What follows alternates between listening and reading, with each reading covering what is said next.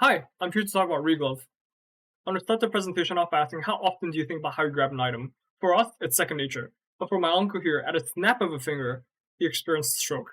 He wasn't able to move his upper left side of his body for almost a year and a half. And while therapy and consistent efforts did allow him to recover, he was one of the few patients that was lucky enough to recover. Most stroke patients developed chronic symptoms such as the flexed elbow, clenched fist, and wrist flexed wrist due to muscle atrophy.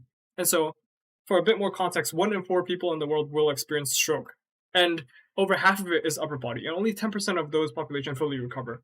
And so, what this means is that everyday tasks like buttoning shirts, opening drawers, brushing your teeth, simple acts become almost impossible. And therapy, while effective for the first month or two, is only as effective as how much the patient is able to commit during his own time, physically and chronically.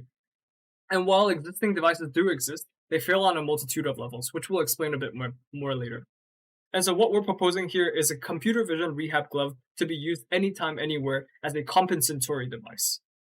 And so this is the ReGlove version 1 that we developed. It uses a computer vision model to recognize what object is being held and what object is what's the appropriate grasp to grab that object.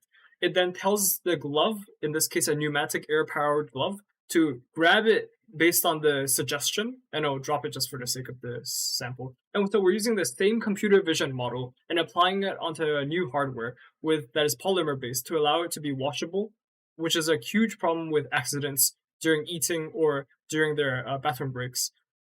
This is cheaper and lighter weight due to cable actuation.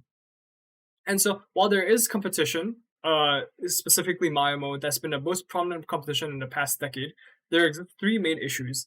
One is it's incredibly heavy and clunky at 5 pounds. Secondly, the more important thing, it only allows pinching motions, whereas we're focused on all 5 fingers, which is crucial for stroke dexterous mobility improvements. Most daily tasks require all of our 5 fingers to some degree. And lastly, it's extremely expensive out of pocket at $60,000. We're looking to address all 3 things.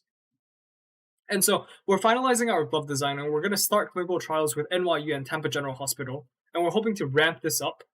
The eventual sales channel that we'll be using will be similar to that of Myomo, where we're primarily going through insurance reimbursements once we get FDA approval. But the good thing is that Myomo has achieved insurance reimbursements and Medicare and Medicaid reimbursements, full reimbursements, which allows us to have a predicate to follow in terms of billing codes. Finally, in the future, we will be taking the same computer vision and hardware technology and putting it into defense and manufacturing for a full body exoskeleton. The market for just the rehab devices and orthotics are quite massive just by nature of the aging population. And we have a board of mentors helping us through the process, with stroke specialized physicians and occupational therapists, to robotics professors who are helping us on the mechatronic side of things, to entrepreneurship members of the community who are helping us make sure that we're making the best business decisions throughout the process. Myself, I'm a computer science graduate with a heavy electronics and hardware background, and Sabrina here focuses on neuroscience and biomedical science with heavy research background in academia and Seneca. And so right now is the optimal time to invest in this by nature of having the perfect computer vision model and the hardware that is ready for market due to miniaturization and the R&D over the past 5 years. And so we're laser focused on tackling SDG goals 3 and 4, specifically 4, due to improving the accessibility and future exoskeleton development. Thank you.